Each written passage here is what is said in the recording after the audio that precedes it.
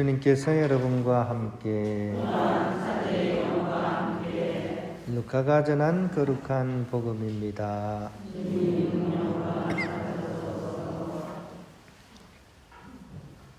그때 예수님께서는 스스로 의롭다고 자신하며 다른 사람들을 업신여기는 자들에게 이 비유를 말씀하셨다. 두 사람이 기도하러 성전에 올라갔다. 한 사람은 바리사이였고 다른 사람은 세리였다. 바리사이는 꼿꼿이 서서 혼잣말로 이렇게 기도하였다. 오 하느님, 제가 다른 사람들, 강도짓을 하는 자나 불의를 저지르는 자나 간음을 하는 자와 같지 않고 저 세리와도 같지 않으니 하느님께 감사드립니다. 저는 일주일에 2번 단식하고 모든 소득의 11조를 바칩니다. 그러나 세리는 멀찍이 서서 하늘을 향하여 눈을 들 엄두도 내지 못하고 가슴을 치며 말하였다.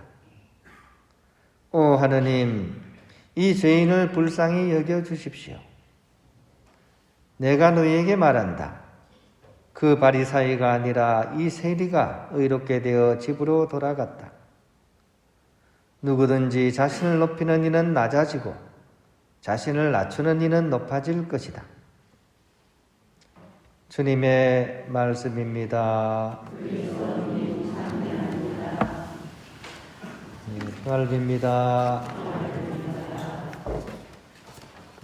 밀림의 성자라고 이렇게 불리는 슈바이츠 박사가 이렇게 아프리카에서 병원을 이렇게 운영을 했죠. 그런데 이제 그 병원이라는 데가 이제 그 환자들한테 돈을 받고 하는 게 아니라 순수하게 이제 무료로 이렇게 치료를 해줬기 때문에 이 병원을 운영하기 위해서 모금을 해야 됐습니다. 가끔씩 이제 유럽으로 이렇게 와서 특히 이제 고향이나 이런 데 와서 모금 활동을 이렇게 했었습니다. 특히 이분이 이제 세계적인 오르간 연주자였어요.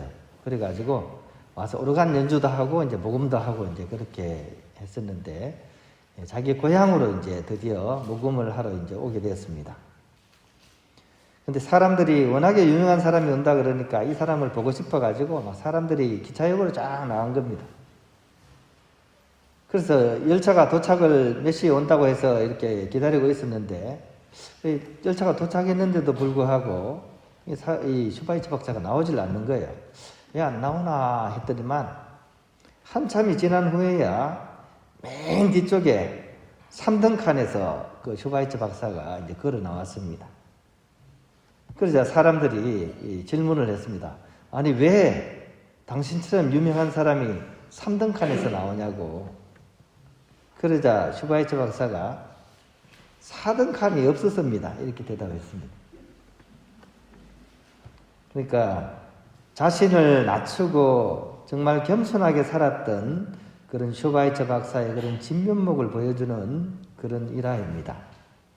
뛰어난 재능과 그 능력보다도 우리는 이 슈바이처 박사의 겸손한 모습에 더 감동을 느끼는 거죠. 100이면 99명이 똑같은 대답을 하는 질문이 있습니다. 그 질문이 뭐냐 하면 당신은 어떤 사람이 제일 싫습니까? 어떤 사람이 제일 싫습니까? 물으면 99명이 거의 같은 대답을 합니다. 어떤 사람이냐? 잘난 척하는 사람입니다. 어떻습니까? 여러분도 제일 싫은 사람이 어떤 사람요? 잘난 척하는 사람. 무슨 맛입니까? 밥맛이죠, 그죠? 밥맛입니다. 특히 남을 깎아내리면서 잘난 척하는 사람, 이런 사람은 정말 밥맛이죠, 그죠? 그런데 오늘 복음 속에 바리사야말로 그런 점에 있어서는 밥맛인 사람이죠, 그죠? 자기 자랑을 막 합니다. 나는 뭐 11조도 바치고 뭐 죄도 안 짓고, 그런데 나는 저 세리만큼 저렇게 나쁜 짓도 하지 않는다고 이렇게 이제 속으로 생각을 하죠, 그죠? 타인을 험담하기까지 합니다. 그래서 밥맛인 거죠. 반대로 세리는요, 세리는 어떤 맛입니까? 세리는 반찬 맛이죠. 한 사람이 밥 마시니까 반찬 맛이 돼야 되지 않겠습니까? 이 세리는 보십시오. 감히 하늘도 못 쳐다보고 가슴을 치면서 하느님께 눈물로써 용서를 구하고 있습니다. 바로 이 모습을 이렇게 예수님께서 이렇게 보시면서 정리를 딱 해주시는 거죠. 하느님께 인정받은 사람은 그 잘난 척하던 바리사이가 아니라 바로 이 세리가 의롭게 되어서 집으로 돌아갔다라고 말입니다. 의롭게 되어 집으로 돌아갔다. 이게 중요한 말입니다. 의로웠다는 얘기는 아니죠. 근데 의롭고 되어 집으로 돌아갔다. 끝이 중요한 거죠. 그죠? 인생은 마지막이 중요합니다.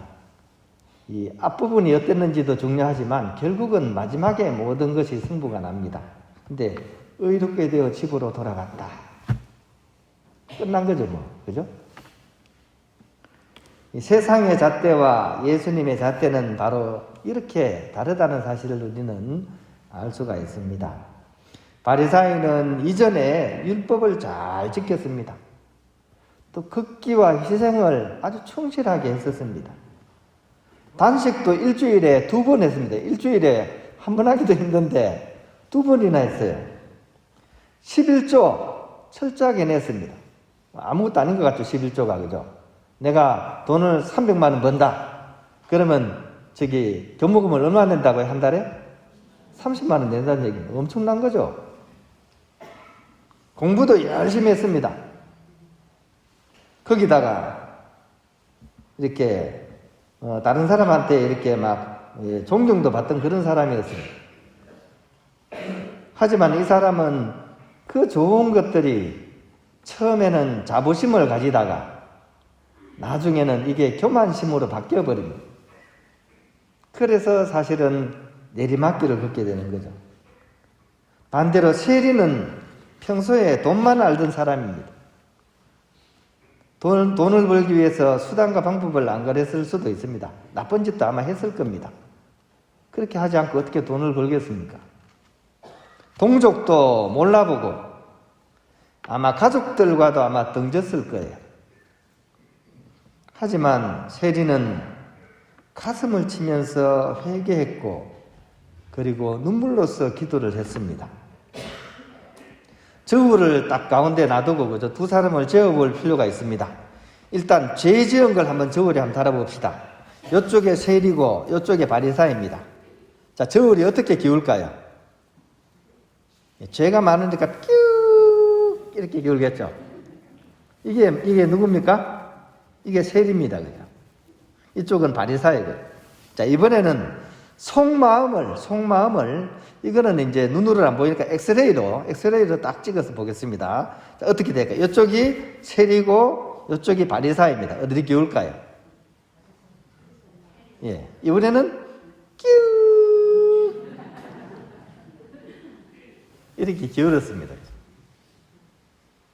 하나님께서는 우리의 속마음을 보십니다. 겉으로 아무리 꾸며봐야 소용이 없습니다. 하나님께서는 우리 속마음을 보시기 때문입니다. 그러므로 사람들에게 인정받는 사람이 되려고 하지 말고 결국은 하나님께 인정받는 그런 우리가 될 수 있도록 해야 하겠습니다. 오늘 복음을 다시 한번 우리가 깊이 묵상하면서 오늘도 나를 낮추고 또 이웃을 섬기는 그 삶을 통해서 우리와 함께 하시는 하느님을 체험할 수 있는 그런 하루가 될 수 있기를 희망해 봅니다.